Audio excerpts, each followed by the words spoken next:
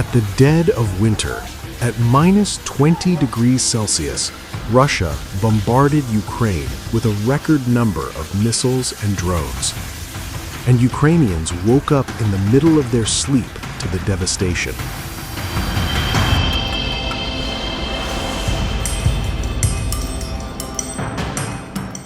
Russian missiles and drones hit several towns and cities of Ukraine, including Kyiv. The Russian military fired 450 drones and more than 70 ballistic and cruise missiles. Reports say 32 ballistic missiles targeted Ukraine's energy infrastructure and power plants. Russia's aim was clear. As hell was falling from the sky, Ukrainians on the ground were left to die in bone-chilling cold.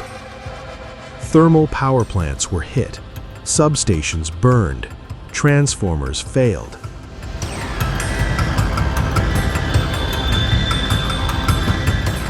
The strikes were designed to leave civilians in the dark, without heat, light, or water during the coldest days of winter. Ukraine's private energy company, DTEK, called the attack the most powerful blow so far this year. The attack left more than 1,000 tower blocks in Kyiv without heating. State-run facilities were hit in Kyiv, Dnipro, and elsewhere, adding to serious damage caused by a series of previous targeted attacks.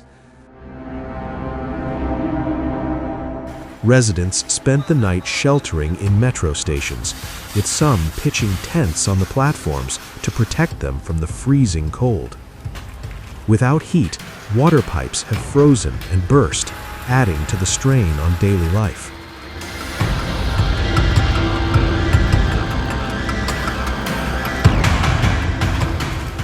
Tonight, such a horrible thing happened in my house. This is especially disturbing because an elderly woman, an 80-year-old, lives in this room. The strike happened at 12:45 a.m. The clock stopped, and I ran out of the bathroom. My ears were blocked by the blast. I couldn't hear anything. A child was in the corridor, and I ran into this room. You can see what happened here. Thank God the grandmother was lying on the other side of the bed and was not injured. Everything is fine now. She and her daughter are in a safe place, staying with friends. The cafeteria and the auditorium were the most damaged. The sports hall, which has many windows, was also hit, and many windows were broken. It is very sad because the cafeteria was renovated this year and was damaged in less than a month. But the most important thing is that no one was injured, even though many people were in the shelter. I am not the only one like this in the country right now. All day long, there is no electricity, no way to cook food for the kids. Pretty much everyone is in this situation. Even when our building is sourced with heating, when I wake up in the morning, it is 10 or 12 degrees Celsius in the apartment, and I see ice on windowsills. This is my third stroller. The previous two broke. They break quickly on the stairs when I carry my child and groceries. My husband is at war, so I have to do everything myself. I repeat this routine several times a day. We wake up with the child in the morning and go outside, because the child needs fresh air. We go outside, go to the store, buy groceries, and climb to the 6th floor, using the stairs. Then we go outside again for a walk and return home. Russia's attack came just a day before the scheduled peace talks with Ukraine in Abu Dhabi. The attack also comes after a so-called energy truce, agreed by Donald Trump with Vladimir Putin, expired at the weekend. Ukrainian President Volodymyr Zelensky said Russia was choosing terror and escalation rather than diplomacy to end this war. He also suggested that Russia used the truce period to stock up on missiles and prepare for the attack. Ukraine is preparing for retaliation. Zelensky said Kyiv is waiting for the U.S.'s reaction. We are waiting for the reaction of the United States of America to the Russian strikes. This was a proposal from America itself, to stop the strikes on the energy sector for the time of diplomacy and such cold winter weather.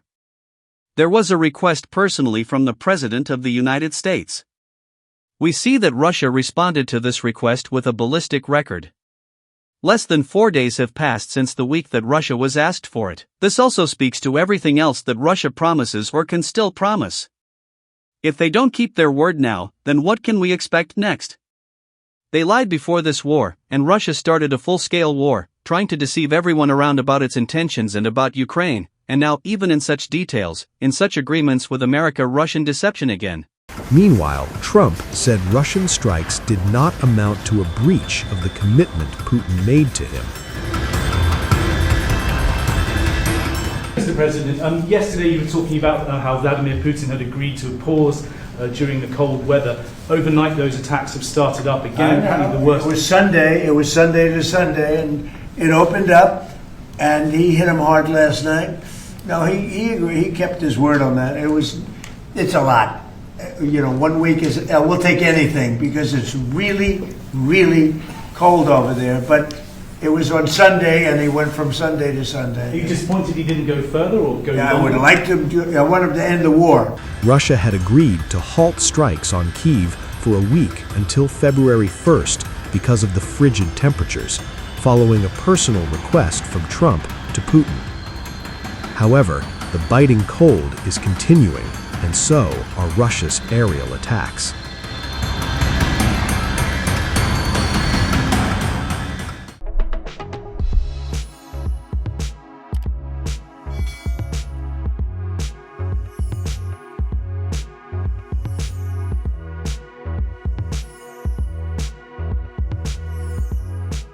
Times of India videos, your daily dose of India and the world. Global news, different views, and sharp analysis. Pressure of expectation from your fans, your supporters. That is often served as a backdrop for several Bollywood. You're not a brute majority anymore. If you individually take out Tehran. Making sense of global conflicts. Tracking the new emerging world order. Strike on Israeli military bases. A multi-pronged. To stay out of harm's way as Israel started bombing targets across. Understanding changing alliances in a polarized world. Tune into TOI videos for all this and more. Click on the bell icon to subscribe and never miss an update.